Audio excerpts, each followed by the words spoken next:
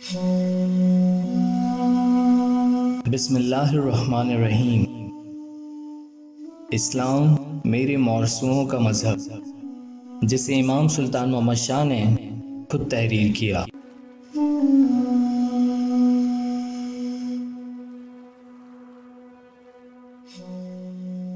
اس زمانے کے بعد سے اسماعیلیوں اور میرے مورثوں اور ان کے پیرووں کی داستان بڑی پیچیدگیوں سے ہو کر گزرتی ہے اور صدیوں تک اسلامی تاریخ کے نشیب و فراز سے عبارت رہی ہے۔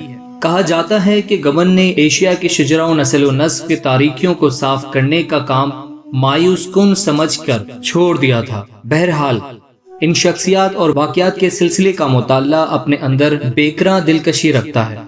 یہ سلسلہ جو مختلف زمانوں میں پھیلا ہوا ہے اور جو اس موجودہ زمانے میں ہم کو ان تمام دورہ فتادہ عظمتوں، المیوں اور اسرار سے وابستہ کرتا ہے۔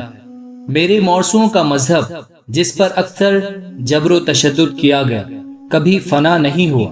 بعض ادوار میں اسے بہت فروغ حاصل ہو، مثلاً فاطمی خلفاء کے زمانے میں، اور بعض اوقات وہ گمنامی میں رہا اور اس کے بارے میں بہت ہی کم جانا گیا۔ مصر میں فاطمی خلافت ختم ہو جانے کے بعد میرے آباء و اجداد پہلے تو شام اور لبنان کے کوہستانی علاقوں کی طرف منتقل ہوئے، پھر وہاں سے مشرق کی طرف ایران کے پہاڑوں میں چلے گئے۔ وہاں انہوں نے کوہسار لبریز کے درمیان الموت کی چوٹی پر ایک مرکز بنا لیا۔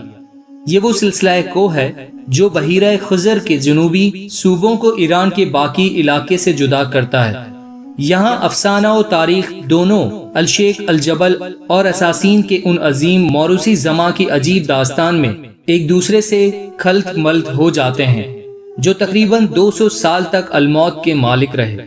اس دور میں اسماعیلی مذہب شام، عراق، خود عرب اور وسط ایشیا میں دور دروز تک پوری طرح متعارف تھا۔ سمرقند اور بخارا ایسے شہر اس وقت اسلامی علوم و افکار کے عظیم مراکز میں شامل تھے۔ کچھ مدت بعد 13ویں صدی عیسوی میں اسماعیلیت کی مذہبی دعوت سنکینہ نگ اور چینی ترکستان تک جا پہنچی۔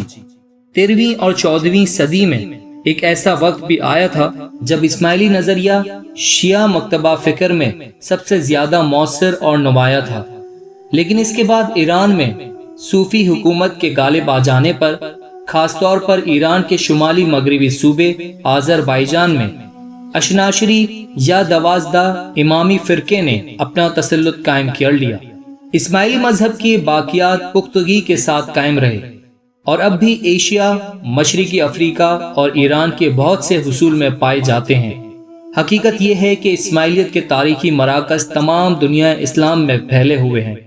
مثلاً شام کے پہاڑی علاقوں میں دروز پائے جاتے ہیں جو جبل دروز کے حصار میں رہتے ہیں۔ وہ دراصل اسماعیلی ہی ہیں، مگر جب میرے خاندان نے مصر سے ہجرت کی تو انہوں نے اس ہجرت کے معاملے میں میرے خاندان کا اتباع نہیں کیا، بلکہ وہ میرے مورث خلیفہ مصر الحاکم کی یاد ہی سے وابستہ رہے۔ لیکن انہوں نے اپنے عقائد و نظریات ان خطوط پر قائم کیے جو شامی اسماعیلیوں کے خطوط سے، جو اس زمانے میں میرے پیروں ہیں، بہت مشابہ ہیں۔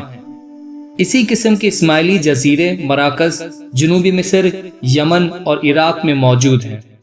ایران میں ان کے مراکز محلات کے اطراف میں ہیں، مغرب کی طرف سے ہمدان اور تہران کی جنوب میں ہیں۔ دوسرے مراکز شمال کی طرف خراسان اور مشرق میں یزد اور کرمان کی طرف ہیں۔ جنوب کی طرف خلیج فارس کے کنارے بندر عباس سے لے کر پاکستان اور سندھ کی سرحدوں تک اور اندرون بلوچستان تک پائے جاتے ہیں۔ ان کے علاوہ دوسرے مراکز افغانستان اور خود کابل میں ہیں، بہت سے روس اور وسطی ایشیا میں ہیں، یارکن کا شگر کے چاروں طرف اور سنکیا نگ کے بہت سے دیہات اور بستیوں میں پائے جاتے ہیں۔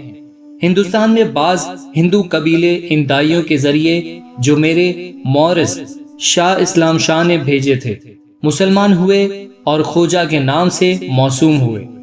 اسی طرح حال ہی میں 19ویں صدی کے دوران برما میں بھی تبلیغ مذہب کا سلسلہ رونما ہوا۔